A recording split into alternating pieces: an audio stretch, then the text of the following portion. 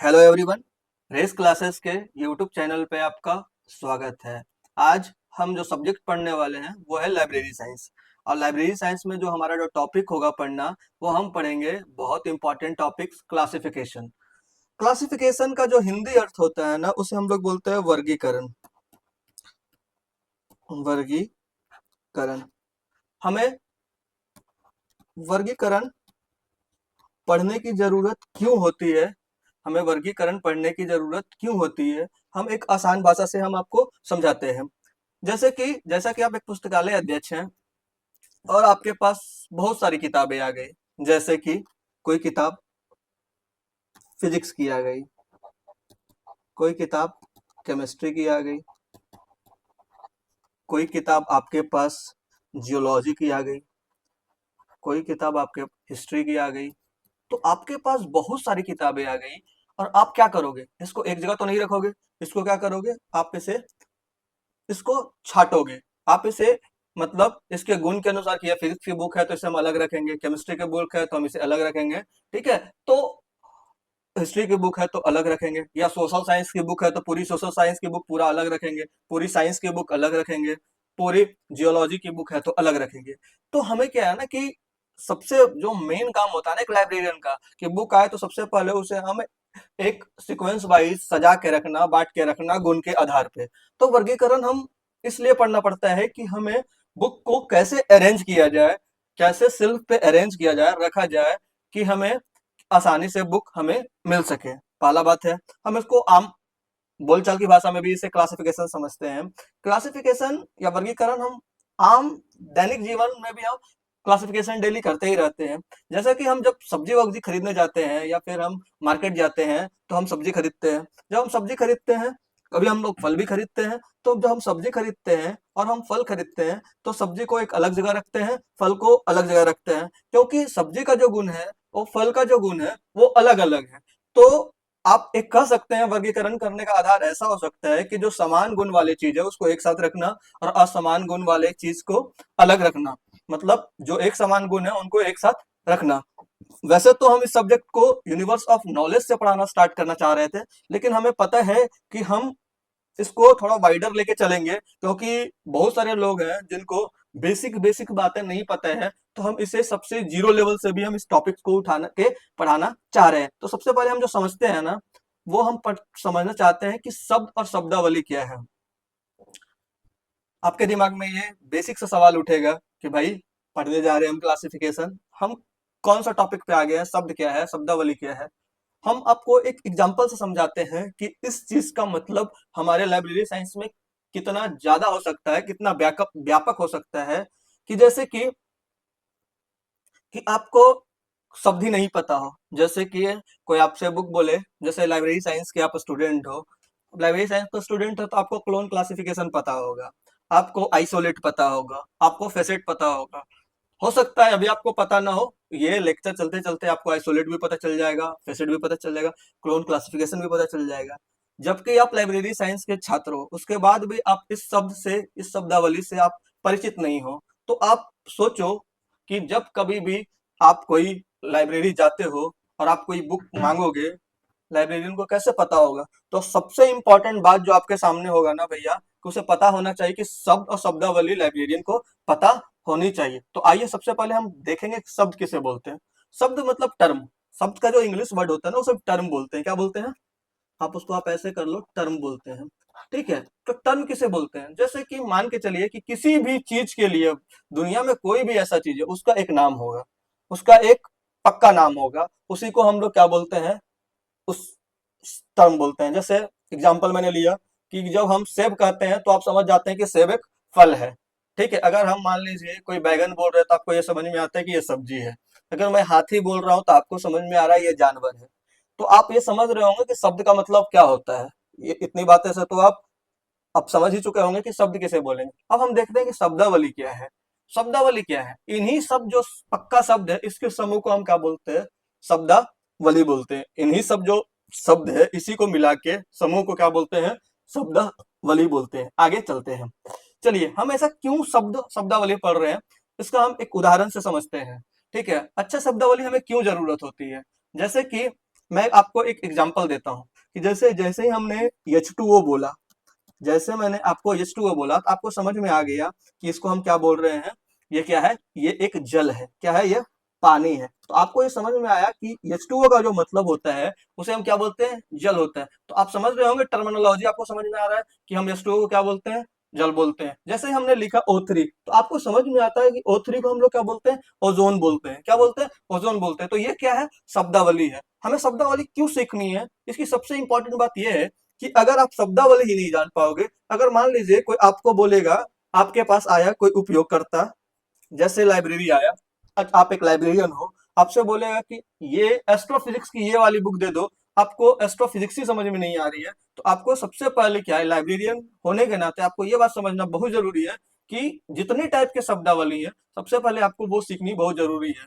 इसलिए जब आप देखेंगे कि एस आर रंगनाथन साहब है ना, वो शब्दावली पे बहुत ज्यादा जोर दिए हैं। आगे चलते हैं। आगे हमारा जो टॉपिक है, हमें सटीक शब्दावली क्यों जरूरी है। आपके मन में ये सवाल उठ रहा होगा कि हम शब्द क्यों पढ़ रहे हैं, शब्दावली क्यों पढ़ रहे हैं। तो हमें इसको एक दो एग्जाम्पल, तीन एग्जाम्पल से समझते हैं कि हमें सटीक शब्दावली क्यों जरूरी है। देखते हैं, जब आप किसी खास विषय जैसे चिकित्सा, कानून, इंजीनियरिंग पे बात करते हैं, तो आम भाषा के गोलमाल शब्दों का इस्तेमाल नहीं किया जा सकता।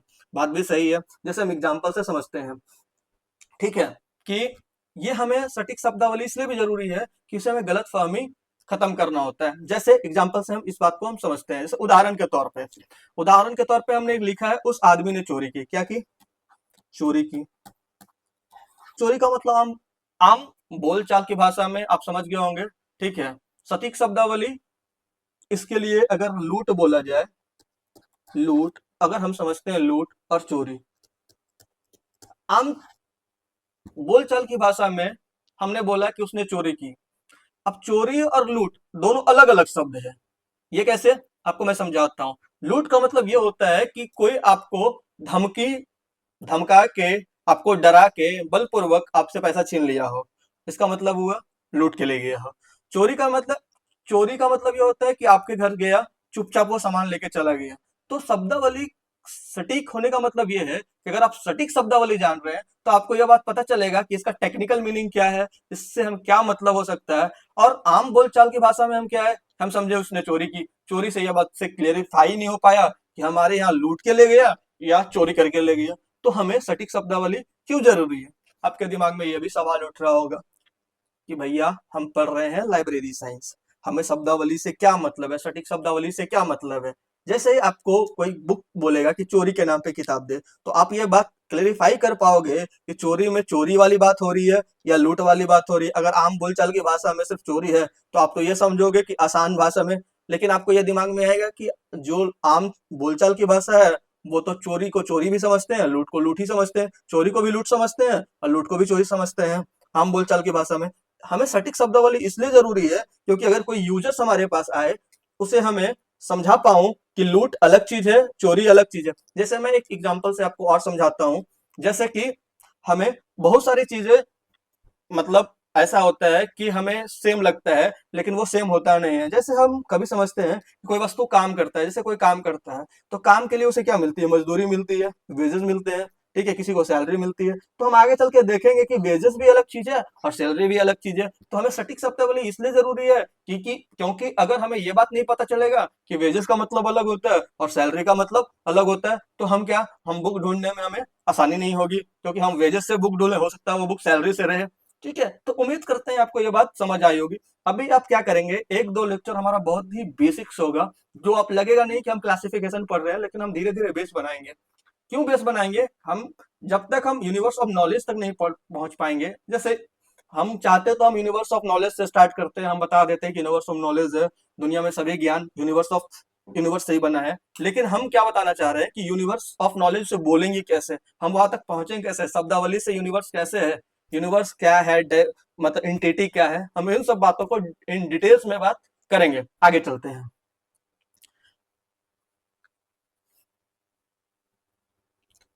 दूसरा देखिए, अभी हम क्या पढ़ रहे थे, अभी हमने देखा था कि सटीक शब्दावली हमें इसलिए जरूरी है क्योंकि हम गलत फहमी को खत्म करते हैं, क्योंकि लूट और चोरी वाला डिफरेंस हमने देखा। दूसरा हमने देख रहे हैं कि ये एक काम करता है सटीक शब्दावली कि हमें समय बचाता है और इफिशियंट बनाता है। ये कैसे बनाता है? इन बातों को भी हम समझते हैं। सटीक शब्दावली एक बड़े और जटिल विचार को एक छोटे शब्द में समेट देती है, ठीक है, जिससे लंबी व्याख्या की जरूरत नहीं पड़ती है।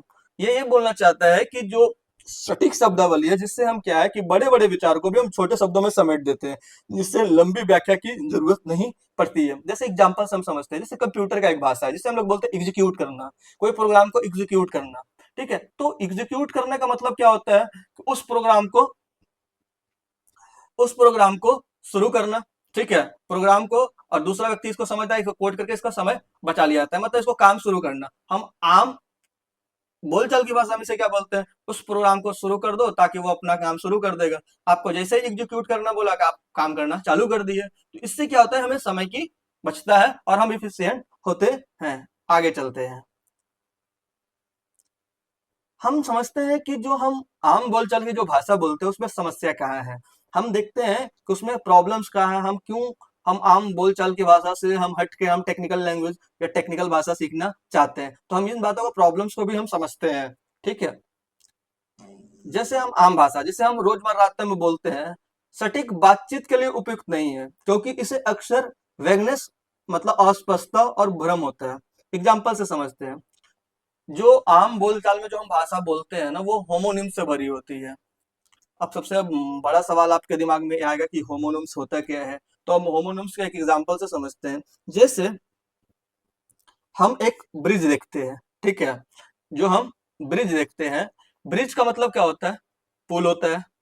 और एक ब्रिज का मतलब ताश का खेल भी होता है। मतलब एक वर्ड का दो अलग अलग मीनिंग होता है, एक वर्ड का दो अलग अलग हिंदी अर्थ होता है। जैसे क्रिकेट है, क्रिकेट में हम लोग देखते हैं क्रिकेट खेलना भी हुआ, एक खेल भी हुआ। क्रिकेट का मतलब एक झिंगूर कीड़ा है, मतलब कीड़ा है, उसे भी बोल सकते हैं झिंगूर। जैसे ऑर्डर का मतलब आदेश देना भी हो, तो ऑर्डर मतलब क्या है, जैसे अमेजन से ऑर्डर किए, ये भी एक ऑर्डर है। तो हम देखते हैं कि आम बोलचाल की भाषा में जो शब्द है ना, वो होमोनिम से भरा हुआ है। जिससे हमें क्या दिक्कत है, हो सकता है हम ब्रिज ब्रिज की बात करें, कोई बुक लिखा गया है, ब्रिज पे लिखा गया, पुल पे, हम समझ लें कि ताश के खेल पे है। तो हमें इन बातों को भी समझना चाहिए। इसलिए हमें होमोनिम्स, हम आम बोलचाल की भाषा में हमारे ये प्रॉब्लम क्रिएट करता है। दूसरा दूसरा हम देखते हैं, ये सिनोनिम से भी भरे होते हैं। जैसे अभी मैं बता रहा था कि जब हम कोई काम करते हैं, किसी काम के बदले मिलने वाला जो पैसा होता है, उसे हम लोग वेजेस बोलते हैं, मतलब मजदूरी बोलते हैं, वेतन बोलते हैं, भुगतान बोलते हैं। लेकिन ये जो पैसा मतलब किसी काम के बदले ही तो मिलता है, लेकिन अलग अलग सिनेरियो में कभी हम उसे वेजेस बोल देते हैं, कभी हम उसे सैलरी बोल देते हैं, कभी कभी हम उसे भुगतान बोल देते हैं, सॉरी। आगे चलते हैं। इसका समाधान क्या है, सॉल्यूशन क्या है? इसका समाधान ये है कि हमारे पास एक सटीक शब्दावली हो, मतलब सटीक डिफिनेटेड शब्दावली होनी चाहिए। इससे कोई भी विषय अपनी तकनीकी शब्दावली के बिना आगे नहीं बढ़ सकता। मतलब ये बोलना ये चाह रहा है कि कोई भी ऐसा सब्जेक्ट है जो अपनी टेक्निकल टर्मिनोलॉजी के बिना वो आगे नहीं बढ़ सकता है। आगे देखते हैं हम। इसके लिए एक संगठित प्रयास की जरूरत है। जैसे शब्दों की वैगनेस को कम करना, मतलब जो अस्पष्टता है उसको कम करना, और भ्रम को खत्म करना। चलिए अगला देखते हैं। हर विषय क्षेत्र के लिए ऐसे मानक शब्द तय करना जो होमोनिम्स और पर्यायवाची शब्द से मुक्त हो, मतलब होमोनिम्स और सिनोनिम्स से मुक्त हो। तीसरा ये बोल रहे हैं, नए विचारों के आने पे, जैसे नया विचार, तो पुराने शब्द को बदलने की जरूरत पड़ने पे नया शब्द की यूज किया जाए। जैसे कि कोई वर्ड एब्सोल्यूट हो गया तो उसे बदलने की जरूरत है। आगे चलते हैं। भैया आप देखते हैं एस आर रंगनाथन का क्या दृष्टिकोण है। एस आर रंगनाथन 1892 में उनका जन्म हुआ, 1972 उसे पता है। भारत में लाइब्रेरी साइंस का उन्हें फादर बोला जाता है। उन्होंने बोला, उनका मानना था कि वैज्ञानिक शब्दावली पुस्तकालय अध्यक्ष लाइब्रेरी के लिए डुअल इंपॉर्टेंस है, मतलब दोहरी महत्व रखता है। क्यों रखता है, इन बातों को भी हम समझते हैं। पहला उन्होंने बताया कि पुस्तकालय अध्यक्ष और सूचना वैज्ञानिक, मतलब इंफॉर्मेशन साइंटिस्ट को पुस्तकालय उपयोगकर्ताओं के साथ प्रभावी ढंग से बातचीत करने और उनकी मदद करने के लिए दूसरे विषय की तकनीकी शब्दावली सीखनी पड़ती है। यही बात मैं आपको समझा रहा था। मैं एक बात बता रहा था कि जैसे कि कोई भी यूजर्स आपके लाइब्रेरी में आता है और कोई मैनेजमेंट पे बुक मांगता है, आपके मैनेजमेंट की टर्मिनोलॉजी की बुक की नाम नहीं पता है। जैसे आपसे कोई फिजिक्स की बुक मांगता है कि क्वांटम फिजिक्स की बुक दीजिए, या मैनेजमेंट पे आपको स्पेशलिस्ट स्वेट के स्पेशलिस्ट पे बुक दीजिए, या पर्ट के स्पेशलिस्ट पे कोई बुक दीजिए। तो आपको पट ही नहीं पता है, स्वेट नहीं पता है, आपको क्वांटम फिजिक्स नहीं पता है, तो क्या आप बुक को ढूंढ पाओगे? नहीं ढूंढ पाओगे। तो उन्होंने ये बोला कि एक लाइब्रेरियन होने के नाते आपको सबसे पहले है कि आपको बुक की टर्मिनोलॉजी, मतलब जितनी भी टर्मिनोलॉजी है वो आपको आनी चाहिए।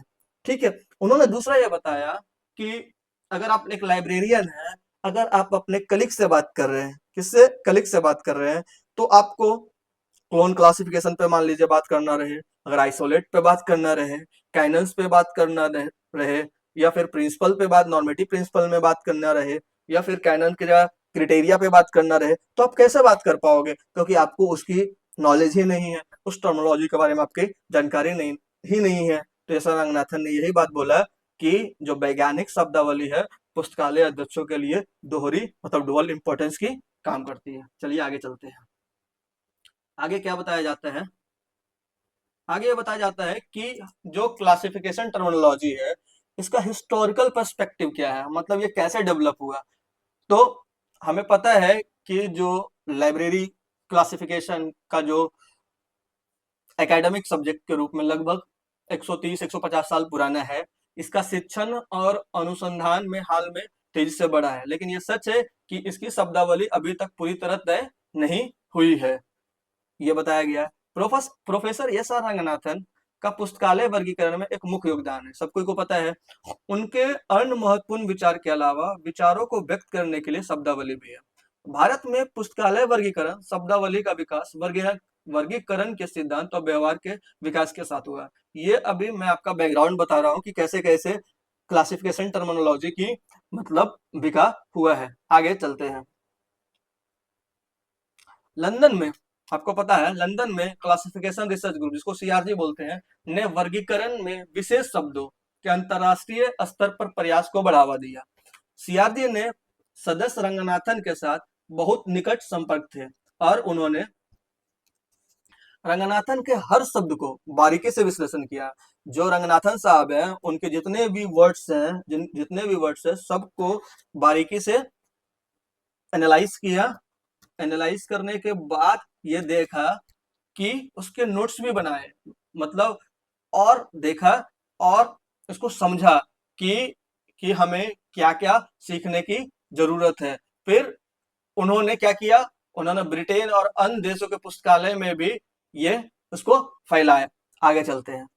डॉर्किंग में आयोजित पहला अंतरराष्ट्रीय अध्ययन सम्मेलन, जिसे मुख्य रूप से सीआरजी ने समर्थन दिया था और यह सुनिश्चित किया कि अंतरराष्ट्रीय स्तर पर उपयोग के लिए शब्दों के लिए व्यापक शब्दावली विकसित किया जाए। जब डॉर्किंग में जो आयोजित हुआ, वहां पे यह बताया गया कि एक क्या किया जाएगा, व्यापक शब्दावली विकसित की जाएगी लाइब्रेरी साइंस के क्षेत्र में। आगे चलते हैं। चलिए अब नेचर ऑफ टर्म की बात करते हैं। नेचर ऑफ टर्म की बात करें, एक व्यक्ति हुए प्रसाद, ठीक है, उन्होंने एल.एम. प्रसाद ने 1986 ईस्वी ने वर्गीकरण शब्दावली में 3 प्रकार के पद पहचाने गए। एक होता है मानक पद, दूसरा होता है फंडामेंटल टर्म्स, तीसरा होता है एसोसिएटिव टर्म्स। आइए हम वन बाई वन समझते हैं। हम सबसे पहले हम समझते हैं कि नॉर्मेटिव टर्म्स क्या होता है। हम सबसे पहले समझते हैं नॉर्मेटिव टर्म्स क्या होता है। यह पद प्रक्रिया को बताता है। जैसे हम कोई लाइब्रेरी मतलब क्लासिफिकेशन कर रहे हैं, तो उसकी प्रक्रिया क्या होगी। उदाहरण के तौर पे, जैसे एक है कैनन ऑफ डिफरेंशिएशन, हम पढ़ेंगे टोटल। हमें पता है कि जब आप पढ़ेंगे कैनन, तो आपको पता होगा कि हम टोटल 43 कैनन्स को पढ़ेंगे। अगर हम प्लेन की बात करें तो हम टोटल 40 प्लेन्स को पढ़ेंगे। आपको पता है, एक होता है आइडिया प्लेन, एक होता है वर्बल प्लेन, एक होता है नोटेशनल प्लेन। क्या होता है? Notational plane. ठीक है। अगर हम कैनन की बात करें, तो एक होता है आइडियल कैनन, वर्बल, नोटेशनल और बुक क्लासिफिकेशन। ठीक है। तो टोटल कैनन्स कितने हैं? 43। और प्लेन कितने हैं? 40 है। इन सब बातों को हम आगे बहुत डिटेल्स में चर्चा करेंगे। दूसरा क्या है? फंडामेंटल टर्म्स है। फंडामेंटल टर्म्स क्या है? जब हम वर्गीकरण करने जाए, ठीक है, तो डिवीजन कैसे करना है, चलिए इस बुक को कैसे बांटे। तो आपको पता होना चाहिए कि ये हिस्ट्री की बुक है तो सोशल साइंस में जाएगी, अगर ये फिजिक्स की बुक है तो ये साइंस में जाएगी, अगर ये लॉ की बुक है तो लॉ में जाएगी। तो ये क्या है? इसका फंडामेंटल टर्म्स है, बुनियादी विचारों की परिभाषा है। ठीक है। आगे चलते हैं एसोसिएटिव टर्म। एसोसिएटिव टर्म का मतलब ये होता है कि जैसे जैसे विषय का विकास हो रहा है, ठीक है, बहुत सारे विषय आ रहे हैं, तो उसके लिए कि ये बुक के लिए कैसे रिसर्च किया जाए, कैसे मतलब अनुसंधान किया जाए, और इन जो सब्जेक्ट नए आ रहे हैं इसको हम कैसे उसको सेट किया जाए, कहाँ पे रखा जाए, उसके लिए हम आगे हम पढ़ेंगे extrapolation in array, extrapolation in chain. हम आगे इन बातों पे भी हम बहुत डिटेल्स में चर्चा करेंगे। सबसे पहले हम आपको पहले हम शब्दावली बताएंगे कि अरे क्या होता है, चेन क्या होता है। अभी बेसिक्स बातें में मैं अरे और चेन को थोड़ा थोड़ा मोटा मोटी बातों में बताता हूँ। जब हम किसी भी चीज को हॉरिजॉन्टल बांटते हैं, जैसे आप एग्जांपल से समझाता हूँ मैं आपको। हॉरिजॉन्टल का मतलब ऐसे है कि चलिए ये साइंस है, जब हम लिख रहे हैं साइंस, साइंस को बांट रहे हैं, फिजिक्स में बांट रहे हैं, केमिस्ट्री में बांट रहे हैं, बायोलॉजी, ये है तीनों हॉरिजॉन्टल में बांट रहे हैं। तो ये क्या है, एरे है।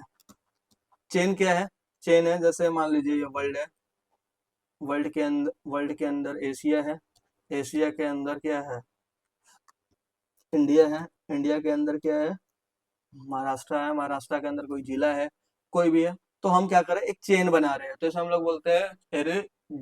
मतलब हॉरिजॉन्टल को हम लोग बोलते हैं, हॉरिजॉन्टल जो हम फिजिक्स केमिस्ट्री बायोलॉजी बताए थे, ये क्या एरे है। और वर्ल्ड, एशिया, इंडिया, महाराष्ट्र, सतारा, ये क्या है, ये क्या है, चेन है। हम आगे इनको हम बहुत डिटेल्स में चर्चा करेंगे, एरे क्या है और चेन क्या है। चलिए आगे चलते हैं। कुल मिलाकर रंगनाथन साहब ने, उन्होंने बुक लिखा है, आपको पता ही होगा, preliminary to class book classification ने 3 संस्करणों में 514 तकनीकी शब्दों का इस्तेमाल किया। कितने, 514 टेक्निकल शब्दों का इस्तेमाल किया। ये सब काम के तीन स्तरों में बटे हुए हैं। अभी मैंने आपको बताया, हम बताएंगे idea plane, verbal plane, notational plane. अभी हम बात आपको ये कर रहे थे कि जो प्लेन है ना, जब आपसे एग्जाम में ये बात बार बार पूछते हैं कि कितने प्लेन होते हैं, तो आप बताना, एक होता है आइडिया, एक होता है वर्बल, एक होता है नोटेशनल। इसका क्या मतलब है, इसको मैं थोड़ा आसान भाषा में समझाता हूँ। वैसे मैं इसे डिटेल्स में कवर करूंगा, लेकिन आपको मैं अभी थोड़ा आइडिया देता हूँ कि आइडिया प्लेन क्या होता है, वर्बल प्लेन क्या होता है, नोटेशनल प्लेन क्या होता है। मैं आपको एक एग्जांपल से समझाता हूँ। चलिए सबसे पहले आज आप एक लाइब्रेरियन हो, आपके पास कोई बुक आया। चलिए आपके पास जो बुक आया, मान लेते हैं आपके पास एक बुक आया है कि nineteen century, history of 19th century, ऐसा कोई आपके नाम बुक आया आपके, तो आपके दिमाग में सबसे पहले ये चलेगा कि ये किसकी बुक है। जो आपके दिमाग में सबसे पहले विचार चला कि भैया ये बुक हिस्ट्री की है, कि पॉलिटी की है, या ज्योग्राफी की है, या किसकी है, तो जो आपके मन में जो विचार चला, उसे हम क्या बोलेंगे, आइडिया प्लेन बोलेंगे। अगर उस चीज को आपके दिमाग में अगर आइडिया प्लेन चला, और वही चीज आप उसे शब्द के रूप में व्याख्या कर दिए, तो वो क्या कहलाया, वर्बल प्लेन कहलाया। और वही वर्बल प्लेन को आप उसे कोड के रूप में लिख दिए, अंक के रूप में, सिंबल के रूप में लिख दिए, ठीक है, तो उसे हम क्या बोलेंगे, नोटेशनल बोलेंगे। जैसे आपको एग्जांपल से मैं समझाता हूँ कि जैसे हम लोग हॉस्पिटल के लिए हम लोग प्लस लिख देते हैं, तो हम कैसे समझ जाते हैं कि ये हॉस्पिटल एच से है, डॉक्टर का सिंबल है, हॉस्पिटल का सिंबल है। तो नोटेशन में जैसे हम लाइब्रेरी साइंस को क्लोन क्लासिफिकेशन में हम टो लिखते हैं, तो ये क्या है, ये नोटेशन है। मतलब हम जैसे ही टू लिखेंगे हम समझ जाएंगे क्या है, ये लाइब्रेरी साइंस है। तो उम्मीद करते हैं आपको इन बातों को समझ गया हो। वैसे हम आपको idea plane, verbal plane, notational plane पूरे डिटेल्स में पढ़ाएंगे, ठीक है। जब हम कैनन्स पढ़ाएंगे तो आपको 43 कैनन्स पढ़ाएंगे, जिसमें आइडिया, वर्बल, नोटेशनल सबको पार्ट बाई पार्ट, जितने भी पार्ट है सबको पढ़ाऊंगा मैं, one by one in details में पढ़ाऊंगा। उसके लिए परेशान होने की बात नहीं है। आगे चलते हैं। चलिए, भारतीय विचारधारा में वर्गीकरण शब्दावली कैसे कैसे डेवलपमेंट हुआ, इन बातों को भी हम समझते हैं। एफआईडी की महासभा ने 1955 में वर्गीकरण शब्दों की एक शब्दावली तैयार करने का प्रस्ताव अपनाया। सबसे पहले आपके दिमाग में यह चला कि कब अपनाया भारत एफआईडी ने, 1955 में। कब अपनाया, ये सवाल बन सकता है आपके एग्जाम में, 1955 में। भारतीय मानक संस्थान, जिसे भारतीय मानक bureau, bureau of Indian standard के नाम से अब जाना जाता है, इनको शब्दावली तैयार करने की काम संभाला। किसने, बीआईएस ने, ब्यूरो ऑफ इंडियन स्टैंडर्ड ने एक शब्दावली तैयार करने का काम संभाला। कैसा, पर लेखन अनुभागीय समिति ने, किसके, BIS के डॉक्यूमेंटेशन अनुभागीय समिति ने वर्गीकरण शब्दों की शब्दावली तैयार करने का काम संभाला। इसके 3 चरण में तैयार किया गया। पहला चरण क्या था? फर्स्ट चरण जो आप समझ रहे हो, जो यहाँ लिखा हुआ है फर्स्ट चरण, ठीक है, जो आप देख रहे हो फर्स्ट चरण, जो जो उसका फर्स्ट चरण है, फर्स्ट चरण में ये समझ रहा हूँ, बताया गया है कि इसमें क्या किया गया, जितने भी भारत में अंग्रेजी, जितने भी भारतीय विचारधारा के बुक और बाहर के बुक है, सबको शामिल किया गया और सबसे सभी विद्वानों से परिभाषा ली गई। फर्स्ट में क्या किया गया, भैया आप अपना बुक बताओ, भारत के तो लिया गया, बाद में विदेश का भी लिया गया कि इसकी डेफिनेशन क्या है, क्या है। उसके बाद उसको क्या किया गया, दूसरे चरण में उन्होंने क्या किया, सभी जिनसे लिया था भारत से बाहर से, सबको क्या किया, उन्होंने फिल्टर किया और वही शब्द को रखा जो उन्हें उपयुक्त लगा। मतलब आप ऐसे समझो कि मान लीजिए उन्होंने सबसे परिभाषा मांगा, इस शब्द का क्या है डेफिनेशन, सबने अपने अपने डेफिनेशन को दिया, उन्हें लगा कि नहीं ये डेफिनेशन ये है, तो जो उनको सुटेबल लगा दूसरे चरण में उसको रखा। तीसरे चरण में क्या किया, इसे जो प्राप्त सुझाव हुए उसको अंतिम मानक तैयार किया गया। यह मानक IS 2.550 1963 23 अध्यायों में है, ठीक है। मतलब इसे शब्दावली दे दी गई जिसके 3 मुख्य शीर्षक के तहत आते हैं, जैसे लाइब्रेरी साइंस में समान वर्गीकरण, पुस्तकालय वर्गीकरण के लिए ब्रह्मांड और ज्ञान ब्रह्मांड का वर्गीकरण। फिर से समझाता हूं अगर आप इन बातों को नहीं समझेंगे। सबसे पहले क्या किया गया, सबसे पहले जितने भी व्यक्ति हैं सबसे उनसे डेफिनेशन मांग लिया गया, चाहे भारत के हों चाहे अलग अलग जगह से, सभी विद्वानों से मांग लिया गया। फिर क्या किया, उसको फिल्टर किया, उसको फिल्टर करने के बाद क्या किया गया, वही वही परिभाषा को रखा जो उन्हें उपयुक्त लगा। उसके बाद अंतिम चरण में क्या किया गया, जो उन्हें उचित लगा उसको क्या किया, प्रसारित कर गया और फिर उसे अंतिम रूप से स्टैंडर्ड मानक तैयार किया गया। और यही मानक 23 अध्यायों में बटा हुआ है जिसके 3 मुख्य शीर्षक के तहत आते हैं। पहला समान वर्गीकरण, दूसरा पुस्तकालय वर्गीकरण, ठीक है, और तीसरा क्या है, ज्ञान के ब्रह्मांड के वर्गीकरण। आगे चलते हैं। वर्गीकरण की यह मूल अवधारणा निम्नलिखित शीर्षक के तहत सूचीबद्ध है। हम अब यहां से हम पूरे डिटेल्स में हम समझेंगे। पहला है ब्रह्मांड और इकाई। सबसे पहले हम इसमें समझेंगे कि ब्रह्मांड क्या होता है, इकाई क्या होता है। फिर हम समझेंगे कि ग्रुप क्या होता है, क्लास क्या होता है, मतलब समूह क्या होता है, वर्ग क्या होता है। फिर हम समझेंगे विशेषता क्या होता है, गुण क्या होता है। फिर हम समझेंगे डिसिप्लिन क्या होता है और बेसिक सब्जेक्ट क्या होता है। फिर हम समझेंगे श्रेणियां क्या होता है, पहलू क्या होता है, आइसोलेट्स क्या होता है, कैटेगरी क्या होता है, फैसेट क्या होता है, आइसोलेट्स क्या होता है, एरे क्या होता है, चेन क्या होता है। फिर हम समझेंगे वर्गीकरण के लिए सारणी, मतलब इंग्लिश में शेड्यूल्स फॉर क्लासिफिकेशन क्या है, मतलब विषयों के लिए वर्गीकरण के प्रकार को समझेंगे, नोटेशन को समझेंगे। इसके बाद जब हम यूनिवर्स को समझेंगे, एंटिटी को समझेंगे, तब हम समझेंगे कि यूनिवर्स ऑफ नॉलेज क्या होता है। फिर हम समझेंगे कि सब्जेक्ट कितने प्रकार के होते हैं, कि बेसिक, कंपाउंड, कॉम्प्लेक्स। हम तब जाएंगे। अभी क्या है, अभी हम उनके बेसिक्स को हम पढ़ रहे हैं, तो अभी हम बेसिक्स क्लियर करेंगे। इन बेसिक्स क्लियर करने के बाद हमें छोटी छोटी बात पता चल जाएगी, ब्रह्मांड किसे बोलते हैं, इकाई किसे बोलते हैं, ग्रुप्स किसे बोलते हैं, क्लास किसे बोलते हैं, एट्रीब्यूट्स किसे बोलते हैं, कैरेक्टरिस्टिक किसे बोलते हैं, डिसिप्लिन कैसे बोलते हैं, बेसिक्स किसे बोलते हैं, बेसिक सब्जेक्ट किसे बोलते हैं। अभी तो आपको डिसिप्लिन और बेसिक सब्जेक्ट समझ नहीं आता होगा, एरे चेन अभी मैंने बताया तो आपको थोड़ा थोड़ा समझ में आता होगा, कैटेगरी और फैसेट नहीं समझ में आता होगा। तो इन बातों को हम इन डिटेल्स नेक्स्ट क्लास में हम डिस्कस करेंगे। तब तक के लिए थैंक यू वेरी मच।